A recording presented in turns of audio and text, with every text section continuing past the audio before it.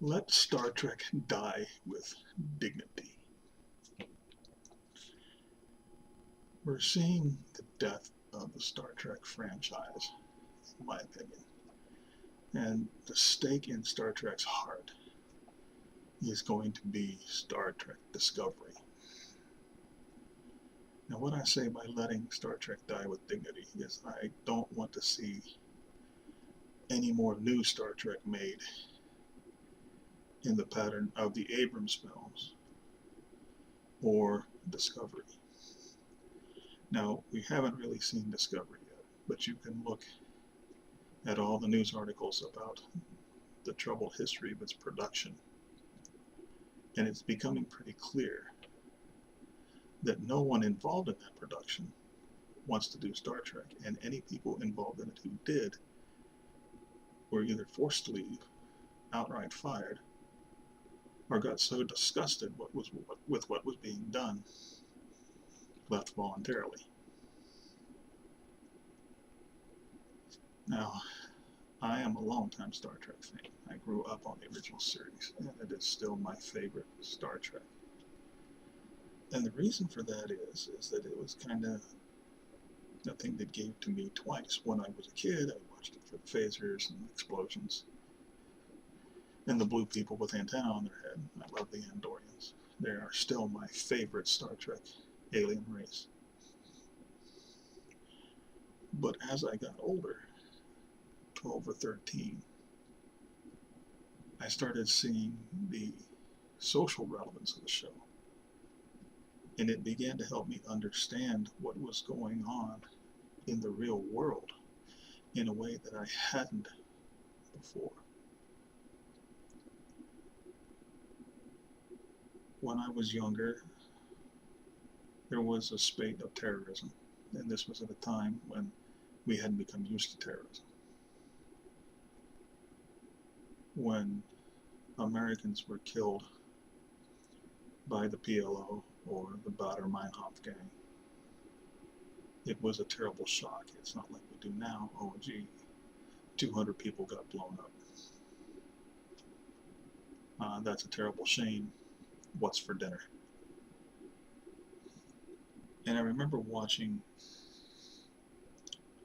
the news footage of a hijacking, and I was young, so I can't remember the details.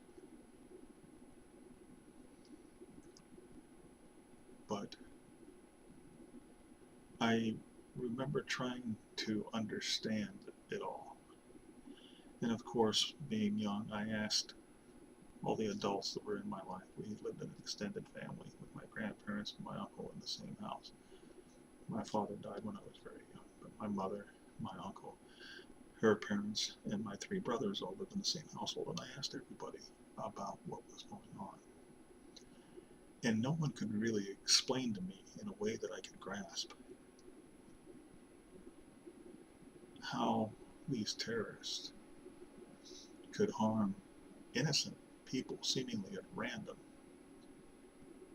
and think it was going to help their political cause.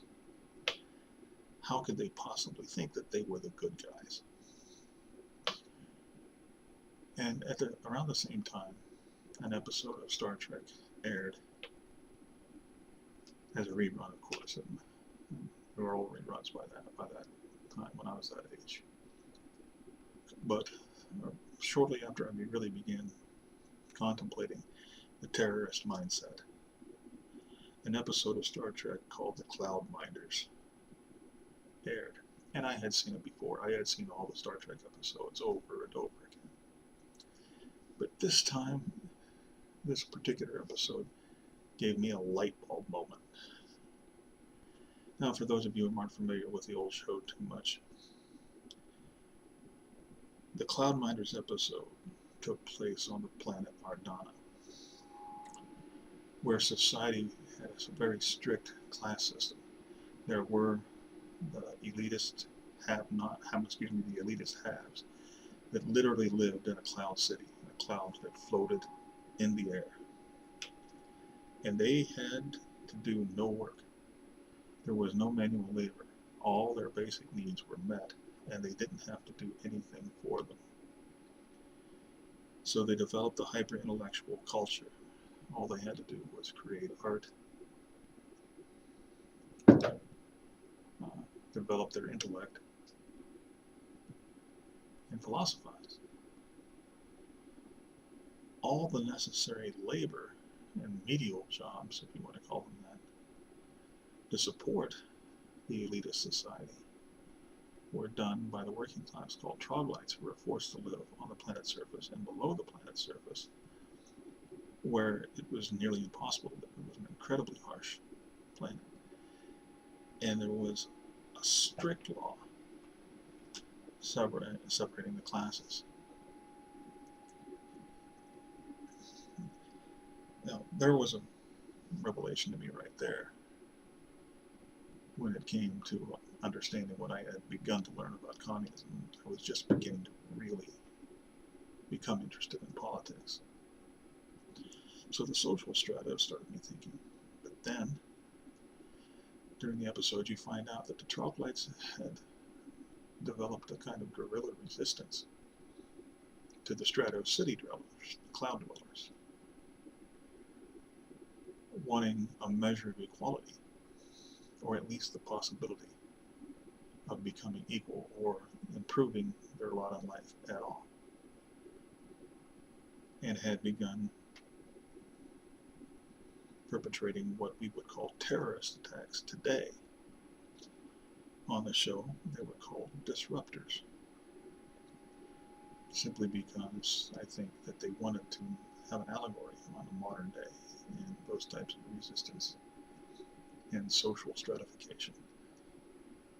But in true Star Trek fashion, they gave you a buffer, using different terms and putting it into sci-fi context, so you would be comfortable with thinking of things in a different way. That episode had a tremendous impact on me, because I did start to see how an oppressed people could turn to violence and asymmetrical warfare, going after people that really didn't have anything to do with their political plight except giving their tacit approval. Now, I don't condone what the PLO did or any terrorist groups today. We have ISIS, and I think, quite frankly, ISIS are just animals and they should be exterminated. But that episode made me see how people could be misguided, misdirected into thinking that random violence against innocents is their only course, and how they could believe they're in the right in perpetrating violence. And that is where Star Trek set itself apart from almost any science fiction that came before it, with the possible exception of The Twilight Zone and The Outer Limits. But those are anthologies, and they never gave you the mythological framework which Star Trek did. And I was not aware of The Twilight Zone until later on. I started watching the repeats when I was older. But that was Star Trek's strength. That's what made it special, was its ability to make people think in ways they wouldn't before and might not have otherwise been comfortable with. And it wasn't just that episode. They had A Private Little War, which was a science fiction allegory of the brushfire wars, Vietnam, Korea, and others, where the superpowers used people who didn't have their kind of military and political power organization against each other. And it was exploitative. And there's so many others. Of course, the episode that everybody points to about this is Let This Be Your Last Battlefield, where you have a race that is colored black on one side of their body and white on another. And the white race that is black on the right side, has persecuted and oppressed the race that is black on the left side. And of course, the people in Star Trek, Kirk and Spock and company, were stunned. It was just absolutely ridiculous. And it is ridiculous, just like any racism is ridiculous. Judging people on how they appear. You judge people on what they do, and you judge people one at a time, not in groups. But that episode illustrated absurdity. With absurdity, it took something to such an extreme and simplified it. So it couldn't be denied.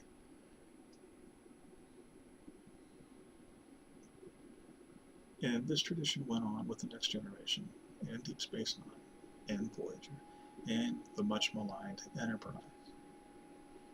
Now, you can say what you want about the show. I personally didn't like the Next Generation as much as any of the other Star Trek shows. It had a tendency to get really preachy. And that was another thing that the original series did. It inspired and promoted deep thought without being preachy. But throughout all the Star Treks, you had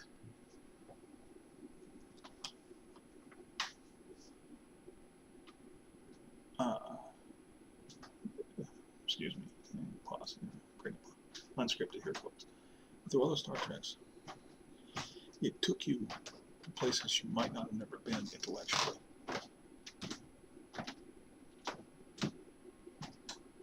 And made you comfortable in those places, thinking in other ways, where you didn't have to be, where you didn't have to be ashamed to think in ways that you might not have been, that goes against how you were raised or how you were educated.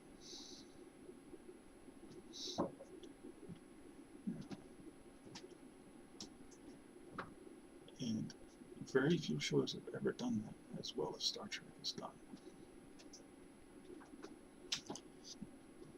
And even even the episodes that weren't all that good, there were some real stinkers in all the Star Trek shows. And some of the movies were really bad. But all of them had that tendency to get you to think in ways that you might not be comfortable with if they didn't have that cushion of science fiction. But then came the Abrams version. And for the first time I went to see the Star Trek reboot that Abrams did, I wanted so much to like it. As a matter of fact, I came out of that theater, I convinced myself that I had liked it. But then it came out on DVD, and I watched it again, and I decided I couldn't like it. Aside from the fact that it essentially had no plot, and the plot that it had was so forced and contrived, and had so many holes in it, that the movie really turned out to be nothing but a series of unrelated action sequences and lighting tricks and over-the-top CGI.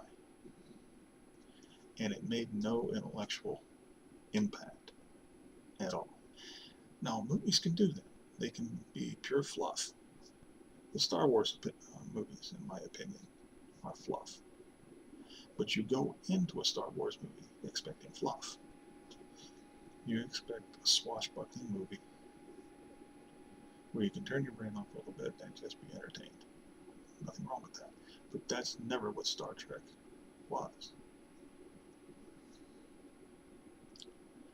And the next movies were, the other two movies in the Abrams were exactly the same way. The plots were nonsensical. And it was just a bunch of eye candy. And now we're getting Discovery. And And it became clear very quickly that the only reason that this was being made is so CBS could keep the TV rights.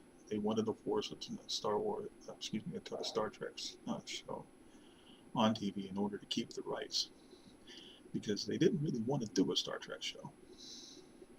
I understood, I think his name is Kelly, the president of CBS, hates science fiction. He doesn't like the science fiction genre at all. But Star Trek was a proven cash generator. It's been making money for CBS for 5 decades. He didn't want to lose that cash cow. But he didn't want to make the show. He didn't understand the show. He didn't like the show. And he had no clue what made Star Trek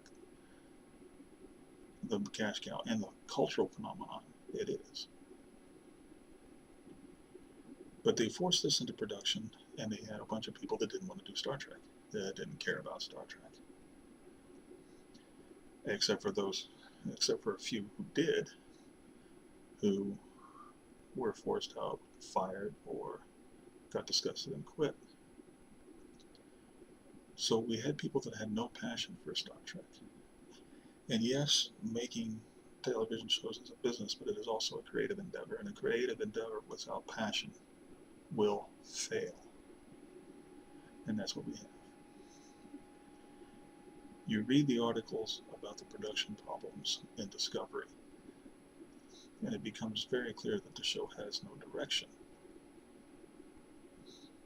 So they decided that they're going to sex it up. They're going to put a lot of sex. They're going to put very graphic violence in it. They're going to make it edgier.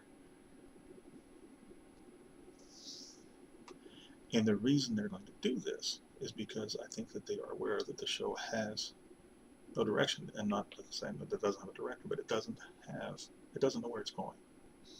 It really doesn't know what it wants to do. So it's going to throw the edginess, whatever that means, and the sex and the violence in there to distract you from the fact that there is not going to be a plot. Or if it is going to be a plot, it's going to be a very minor element. And that there is not going to be any real life for the show. I read an article, well, actually I saw a YouTube video where they're saying that it's going to be edgy like The Walking Dead. Star Trek is going to be like The Walking Dead. Then it's not Star Trek. And also you can see where the show is lacking in real direction. And the fact that they keep lying about it.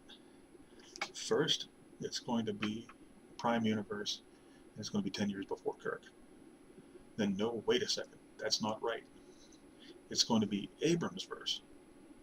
No, wait a second, that's not right. Okay, it's going to be both. I don't know how that would ever possibly work. But the fact of the matter is, it was a reboot. They knew it was going to be a reboot from the start. They didn't want to admit it to the fans because none of the fans wanted another reboot. We already had the Abrams disaster as a reboot. So what do we have? We have a Star Trek show that none of the fans really wanted. That the people involved with producing never wanted to do. And they're putting it on CBS Prime because they really don't have any confidence that it's going to be any good. What they have done is taken an orange, labeled it an apple, and expected everybody to believe that the orange was now an apple because they said so. Now, everybody knew it was still an orange, and everybody knew that it was going to taste like an orange. But they were expected to proceed as though it was going to be an apple. And what we actually got was a lemon labeled Star Trek. At least that's what I believe we're actually going to get. And because they lied about it, it was Prime, it's not Prime. It's Abrams, it's not Prime. It's Abrams, it's Abrams, it's not Prime. Alright, it's going to be both. But it's definitely not a reboot when it is. And just because of that, I don't want to watch it out of general principle. although I probably will out of sheer morbid curiosity. And then there's the problem with Star Trek Axanar, for those of you that may not be that much of a Trekkie.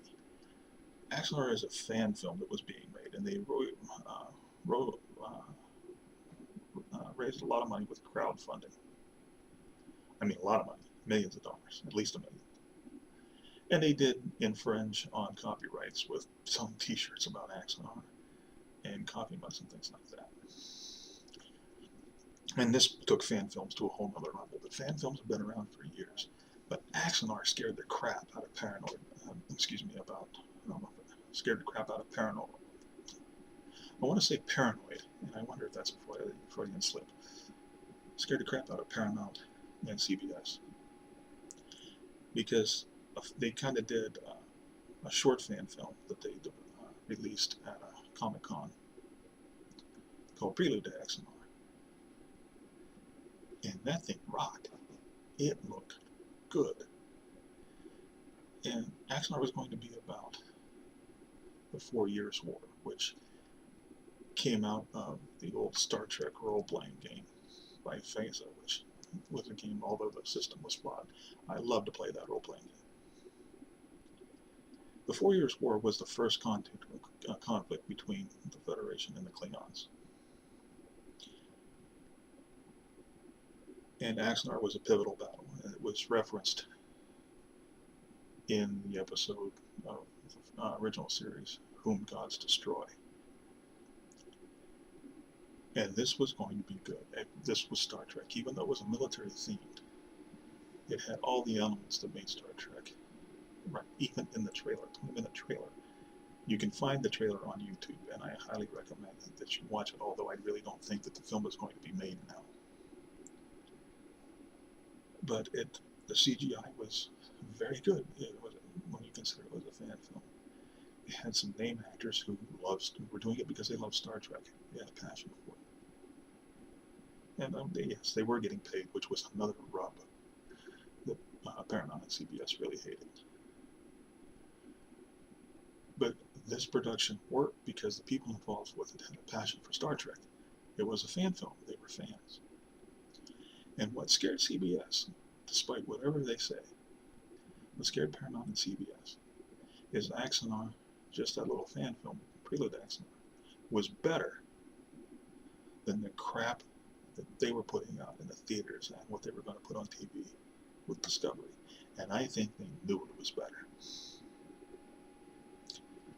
Now, they made a settlement, and there is going to be a watered-down version of the film, I guess, made. And I can understand that, selling merchandise and everything was a copyright infringement, and CBS had every right to deal with that. But otherwise, the way they reacted to Axanar, and then came down on all fan films, in my opinion, makes them gigantic douchebags. And they are acting from a flawed assumption. And a flawed assumption that reflects how much they do not understand Star Trek and Star Trek fans. What they were saying is that people would watch Axanar and then not watch Discovery or not watch their films. And maybe contrary to people like me that don't like being lied to about things when it comes to production, and basically they were flipping the old fans of the middle finger when people protested about not following canon. I might not watch it for that reason, and I'm definitely not going to pay for CBS All Access just to see it. But most Star Trek fans just like Star Trek. They like some kind of Star Trek better than they like other kinds of Star Trek, but what would probably happen is they would watch Axanar and think it's cool, and probably watch Discovery and probably think it's not as cool. But they would not watch one necessarily over the other. Real Star Trek fans just love Star Trek. They'll watch Star Trek every chance they get. All Star Trek, any Star Trek. Look at the 50 years of success. Look at the amount of fan films that are being made. Look at the amount of written material that's on Star Trek. read hundreds of novels, technical manuals, behind-the-scenes books. People can't not get enough of Star Trek. So the idea that Axanar was really going to damage Paramount in any way, or CBS in any way, was ludicrous. What they should have done is hired all the people that were making Axanar and get them to make Discovery, and it would have been worth watching. So that's what I say. Let Star Trek die with dignity. Don't make any more junk. And if no TV show is made again, if there's never another Star Trek movie, then at least we'll be able to live with the memory of when Star Trek was good.